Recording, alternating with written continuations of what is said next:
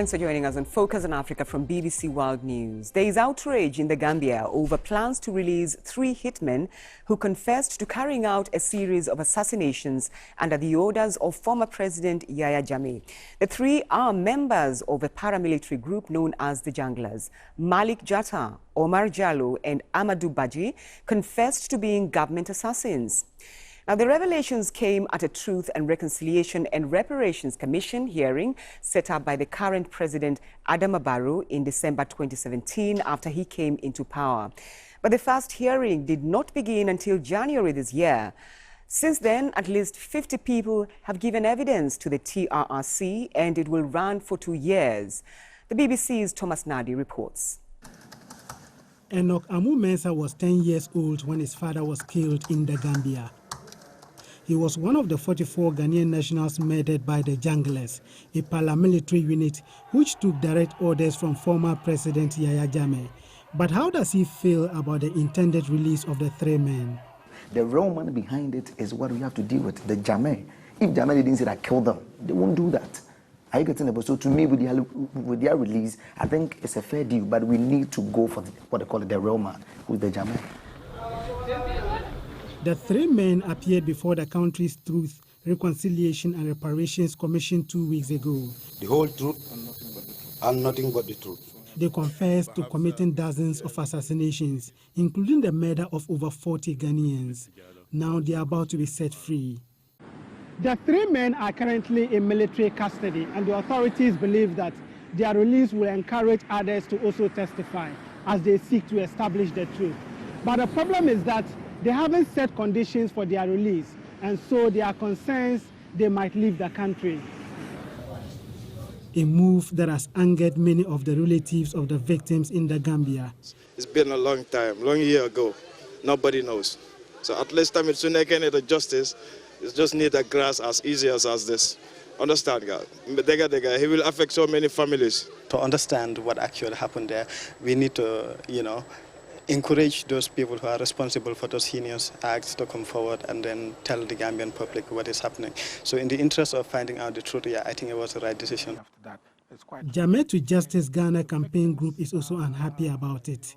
The position of the victims, their feelings I believe, should have been taken into account in order that even if that they were going to be released, certain concessions that had to be made should have been explained more to the victims than what we know now.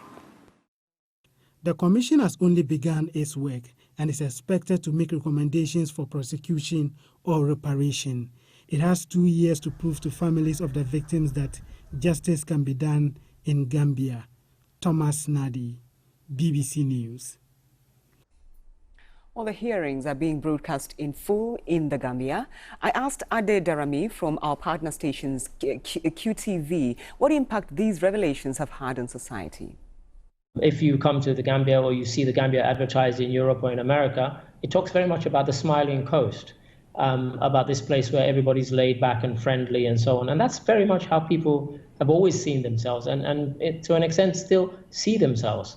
However, the revelations have been of such a brutal, shocking, horrifying nature that it's actually getting people to question themselves to the extent where, if I'm honest, there are even some people who even now keep saying things like the perpetrators could not possibly have been Gambians.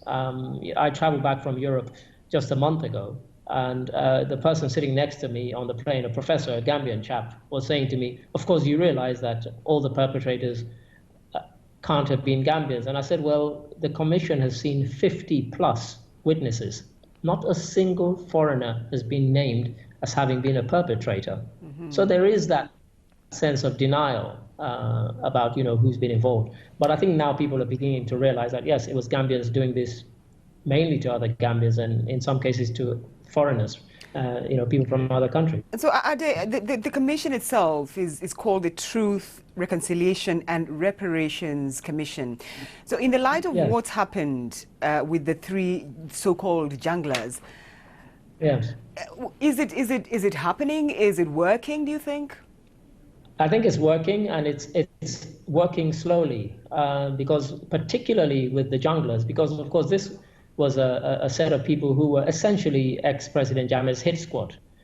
He recruited a certain type of individual, somebody who would be able to carry out work at his behest, mainly eliminations, torture, assassinations, really, of everybody from political opponents, perceived coupists, to just journalists. I mean, he had a particular thing against journalists, and he really hated journalists, and in fact famously referred to journalists as the illegitimate sons of Africa because of the kind of criticism that he was getting from journalists. And so, this is the where and why we find ourselves, where we are now. Yeah.